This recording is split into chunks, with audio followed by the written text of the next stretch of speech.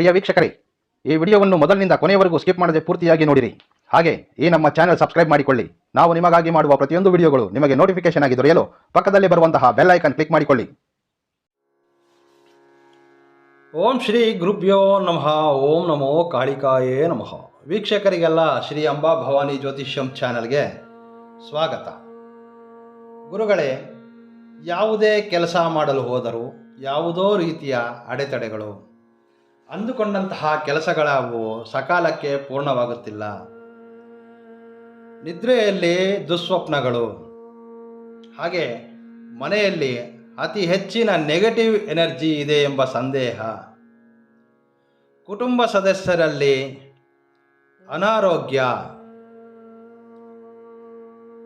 ಸಾಕಷ್ಟು ಸಮಸ್ಯೆಗಳಿಗೆ ಪರಿಹಾರಗಳನ್ನು ತಿಳಿಸಿಕೊಟ್ಟಿದ್ದೀರಿ. ಈಗ ಆರೋಗ್ಯ ವಿಚಾರವಾಗಿ ಅಂದುಕೊಂಡಂತಹ ಕೆಲಸಗಳು ಪರಿಪೂರ್ಣವಾಗಿ ಯಾವುದೇ ರೀತಿಯ ಅಡ್ಡಿ ಆತಂಕಗಳಿಲ್ಲದೆ ಸಮಯಕ್ಕೆ ಸರಿಯಾಗಿ ಆ ಕಾರ್ಯಗಳು ಪೂರ್ಣಗೊಳ್ಳಲು,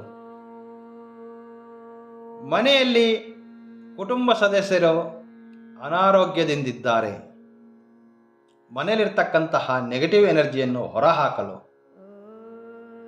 ಒಂದು ಉಪಾಯವನ್ನು ತಿಳಿಸಿಕೊಡಿ ಎಂದು ಅನೇಕರು ಕೇಳಿರ್ತಾರೆ. ಬಹಳ ಸರಳವಾಗಿರ್ತದೆ. ಈ ಒಂದು ಉಪಾಯವನ್ನು ಯಾವುದೇ ದಿನಗಳಲ್ಲಾದರೂ ಸಹ ಪ್ರಯತ್ನ ಮಾಡಬಹುದು. ಯಾರಾದರೂ ಸರಿ, ಸ್ತ್ರೀಯರು ಪುರುಷರು ಯಾರಾದರೂ ಸರಿ, ಯಾವುದೇ ಜಾತಿ ಧರ್ಮದ ಭೇದವಿಲ್ಲ, ಪ್ರತಿಯೊಬ್ಬರೂ ಸಹ ಈ ಉಪಾಯವನ್ನು ಪ್ರಯತ್ನ ಮಾಡಬಹುದು. ತಂತ್ರಶಾಸ್ತ್ರಗಳಲ್ಲಿ ಸಮಸ್ಯೆಗಳಿಗೆ ಸಂಬಂಧಿಸಿದಂತಹ ಪರಿಹಾರ ಮಾರ್ಗಗಳ ಪ್ರತಿಯೊಂದು ವಿಚಾರವನ್ನು ನಮ್ಮ ಚಾನಲ್ನಲ್ಲಿ ನಿಮ್ಮೆಲ್ಲರಿಗೂ ತಿಳಿಸುವ ಸದುದ್ದೇಶದಿಂದಲೇ ಈ ವಿಡಿಯೋಗಳನ್ನು ಮಾಡಲಾಗ್ತದೆ. ತಂತ್ರಶಾಸ್ತ್ರಗಳನ್ನು ಪ್ರಯತ್ನ ಮಾಡುವ ಮೊದಲು ನಿಮ್ಮ ಕುಲದೇವತೆ ಅಥವಾ ನಿಮ್ಮ ಇಷ್ಟ ದೇವತೆಯನ್ನು ಪ್ರಾರ್ಥನೆ ಮಾಡಿಕೊಂಡು ಉಪಾಯವನ್ನು ಪ್ರಯತ್ನ ಮಾಡಬೇಕಾಗಿರ್ತದೆ.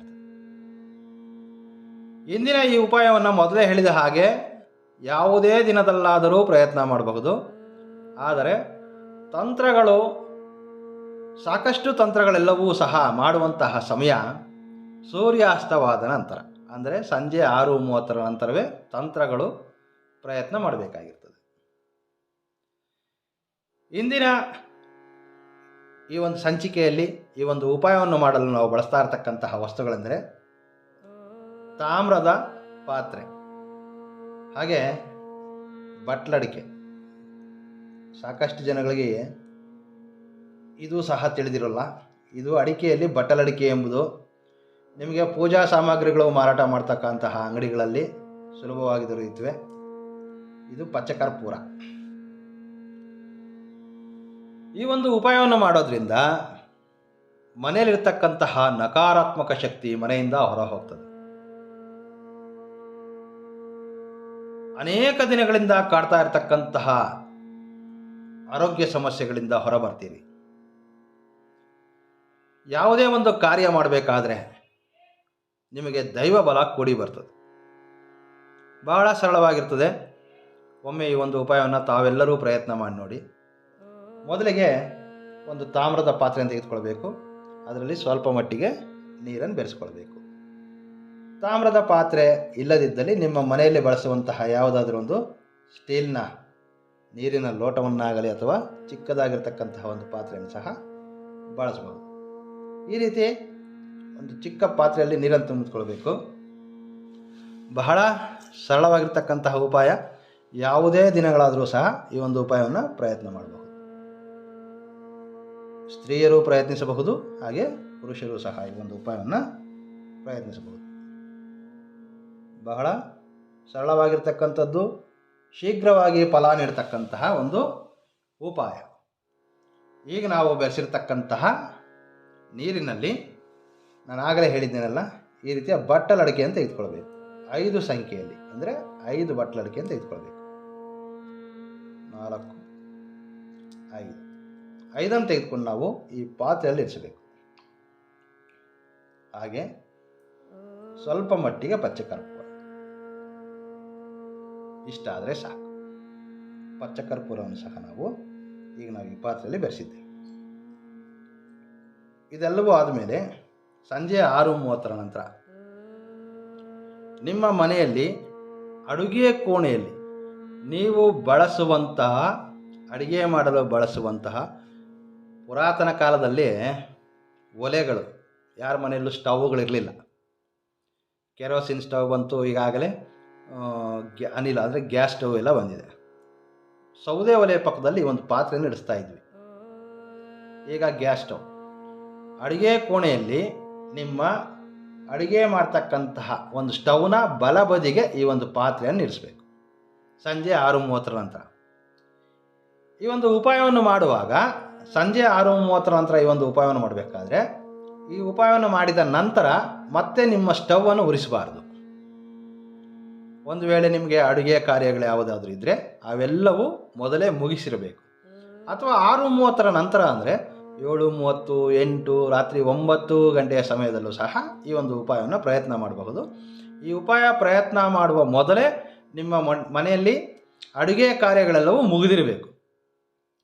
ಅಡುಗೆ ಕಾರ್ಯವೆಲ್ಲ ಮುಗಿದು ಆ ಒಂದು ನಿಮ್ಮ ಒಂದು ಗ್ಯಾಸ್ ಸ್ಟವ್ ಏನಿದೆ ಅದನ್ನು ಶುಭ್ರವಾಗಿ ಒರೆಸಿ, ಆ ಸ್ಟವ್ಗೂ ಸಹ ಕುಂಕುಮ, ಅರಿಶಿನ, ಗಂಧದಿಂದ ಅಲಂಕರಿಸಿ ಈ ಒಂದು ಪಾತ್ರೆಯನ್ನು ನಿಮ್ಮ ಸ್ಟವ್ನ ಬಲಬದಿಯಲ್ಲಿ ಇರಿಸಬೇಕು. ತುಂಬ ಸರಳವಾಗಿರ್ತಕ್ಕಂತಹ ಉಪಾಯ. ನಂತರ ನಂತರದ ದಿನ ಮುಂಜಾನೆ ಈ ಸ್ಟವನ್ನು ಉರಿಸುವ ಮೊದಲು, ಅಂದರೆ ಆ ಸ್ಟವನ್ನು ಬಳಸಬೇಕಾದ್ರೆ ಮುಂಜಾನೆ ಅದಕ್ಕೆ ಮೊದಲೇ ಈ ಪಾತ್ರೆಯಲ್ಲಿಟ್ಟಿರ್ತಕ್ಕಂತಹ ನೀರನ್ನು ತೆಗೆದುಕೊಂಡು ಹೋಗ್ಬಿಟ್ಟು ಮನೆಯಿಂದ ಹೊರಗಡೆ ಚೆಲ್ಲಬಹುದು. ಮನೆ ಮುಂದೆ ಚೆಲ್ಲಬಹುದು, ಅಥವಾ ನಿಮ್ಮ ಮನೆಯಲ್ಲಿರ್ತಕ್ಕಂತಹ ಯಾವುದಾದ್ರೂ ಪಾಟಲ್ಲಿ ಇರ್ತಕ್ಕಂತಹ, ಮನೆಯಿಂದ ಹೊರಭಾಗದಲ್ಲಿರಬೇಕು, ಮನೆಯ ಒಳಭಾಗದಲ್ಲ, ಮನೆಯಿಂದ ಹೊರಭಾಗದಲ್ಲಿರ್ತಕ್ಕಂತಹ ಯಾವುದೇ ಒಂದು ಗಿಡದ ಬುಡಗಳಿಗೆ ಈ ಒಂದು ನೀರನ್ನು ಚೆಲ್ಲಬಹುದು. ತುಳಸಿ ಗಿಡಕ್ಕೆ ಈ ಒಂದು ನೀರನ್ನು ಹಾಕುವಂತಿರೋದಿಲ್ಲ. ತುಳಸಿ ಗಿಡ ಹೊರತಾಗಿ ಬೇರೆ ಯಾವುದೇ ಗಿಡ ಇರಬಹುದು, ಹೂವಿನ ಗಿಡಗಳು, ಮನೆಯಲ್ಲಿ ಕಾಂಪೌಂಡಲ್ಲಿ ಬೆಳೆಸಿರ್ತಕ್ಕಂಥ ಚಿಕ್ಕ ಪುಟ್ಟ ಗಿಡಗಳಿರಬಹುದು, ಅಲಂಕಾರಿಕ ಗಿಡಗಳಿರಬಹುದು, ಮನೆಯಿಂದ ಹೊರಭಾಗದಲ್ಲಿರಬೇಕು. ಅಥವಾ ಮನೆಯಿಂದ ಹೊರಗಡೆ ಯಾರು ತುಳಿಯದಂತಹ ಸ್ಥಳದಲ್ಲಿ ಈ ಒಂದು ನೀರನ್ನು ಚೆಲ್ತಾ ಬರಬಹುದು. ಎಷ್ಟು ಬಾರಿ ಈ ಉಪಾಯವನ್ನು ಮಾಡಬಹುದು? ಒಂದು ವಾರಕ್ಕೊಮ್ಮೆ ಆದರೂ ನೀವು ಯಾವುದೇ ದಿನದಲ್ಲಾದರೂ ಈ ಒಂದು ಉಪಾಯವನ್ನು ಪ್ರಯತ್ನ ಮಾಡಬಹುದು. ವಾರಕ್ಕೊಮ್ಮೆ ಈ ಉಪಾಯವನ್ನು ಮಾಡ್ತಾ ಬನ್ನಿ.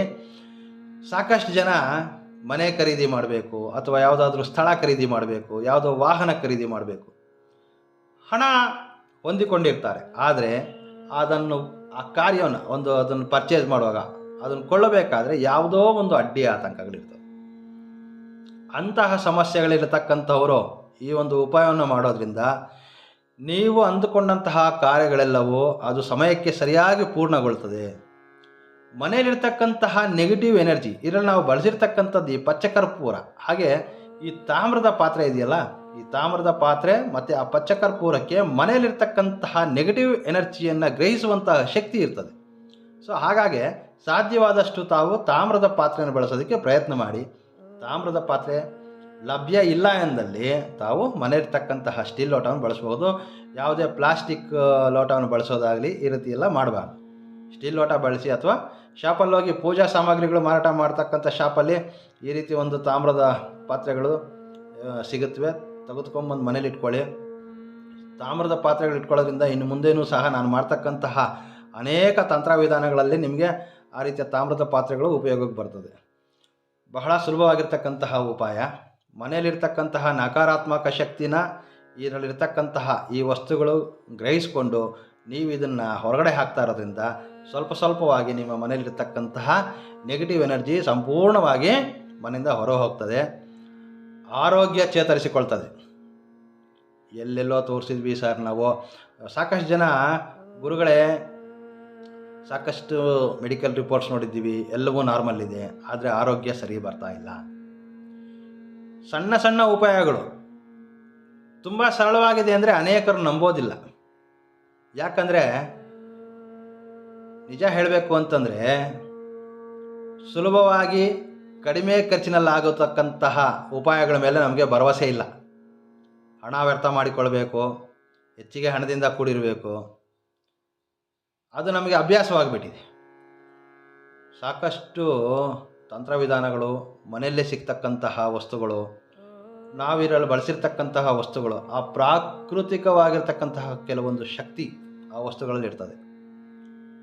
ಮನೆಯಲ್ಲಿ ಹಿರಿಯರು ನಿಮಗೆ ತಿಳಿದಿರಬಹುದು, ಸಾಕಷ್ಟು ಉಪಾಯಗಳನ್ನ ಹೇಳ್ಕೊಡ್ತಾ ಇರ್ತಾರೆ. ತಂತ್ರವಿಧಾನಗಳಲ್ಲಿರ್ತಕ್ಕಂತಹ ಪರಿಹಾರ ಶಾಸ್ತ್ರಗಳಲ್ಲಿ ಇದೂ ಸಹ ಒಂದು. ನಂಬಿಕೆಯಿಂದ ಪ್ರಯತ್ನಿಸಿ. ತಿಂಗಳಿಗೆ 3-4 ಬಾರಿ ಆದರೂ ಈ ಉಪಾಯವನ್ನು ಮಾಡ್ತಾ ಬನ್ನಿ. ಆರೋಗ್ಯ ಚೇತರಣೆ ಆಗ್ತದೆ, ಮನೆಯಲ್ಲಿರ್ತಕ್ಕಂತಹ ನೆಗೆಟಿವ್ ಎನರ್ಜಿ ಹೊರಗಡೆ ಹೋಗ್ತದೆ, ಅಂದುಕೊಂಡಿರ್ತಕ್ಕಂತಹ ಎಲ್ಲ ಕೆಲಸಗಳು ಸಕಾಲಕ್ಕೆ ಪೂರ್ಣವಾಗ್ತದೆ. ಭರವಸೆಯಿಂದ ಮಾಡಿ. ನಿಮ್ಮೆಲ್ಲ ಪ್ರಯತ್ನಗಳು ಮಾಡುವಾಗ ಸದಾ ನಿಮ್ಮೊಂದಿಗೆ, ನಿಮ್ಮ ಬೆನ್ನ ಹಿಂದೆ ಆ ಭವಾನಿ ದೇವಿ ಇದ್ದು ನಿಮ್ಮೆಲ್ಲ ಕೆಲಸ ಕಾರ್ಯಗಳಲ್ಲಿ ಜಯ ಸಿಗಲಿ ಎಂದು ನಾನು ಮನಸ್ಫೂರ್ತಿಯಾಗಿ ಪ್ರಾರ್ಥನೆ ಮಾಡ್ತೇನೆ. ಇನ್ನೂ ಹೆಚ್ಚಿನ ದೈವಿಕ ಪೂಜಾ ವಿಧಾನಗಳು ಮತ್ತು ತಂತ್ರವಿದ್ಯೆಗಳು ತಿಳಿದುಕೊಳ್ಳೋದಕ್ಕೆ ನನ್ನ ಚಾನಲ್ನ ಸಬ್ಸ್ಕ್ರೈಬ್ ಮಾಡಿಕೊಳ್ಳ್ರಿ. ಈ ಮಾಹಿತಿ ಇಷ್ಟವಾದರೆ ಲೈಕ್ ಮಾಡಿ. ನೀವೊಬ್ಬರೇ ತಿಳಿದುಕೊಳ್ಬೇಡಿ, ನಿಮಗೆ ತಿಳಿದಿರತಕ್ಕಂತಹ ಸ್ನೇಹಿತರೊಂದಿಗೋ ಅಥವಾ ನಿಮ್ಮೊಂದು ಬಂಧುಗಳೊಂದಿಗೋ ಈ ವಿಡಿಯೋವನ್ನು ಶೇರ್ ಮಾಡಿಕೊಳ್ಳಿ. 10 ಜನಗಳಿಗೆ ಇದರ ಉಪಯೋಗವಾಗಲಿ. ನಮಸ್ಕಾರ. ಸರ್ವೇ ಜನೋ ಸುಖಿನೋ ಭವಂತು.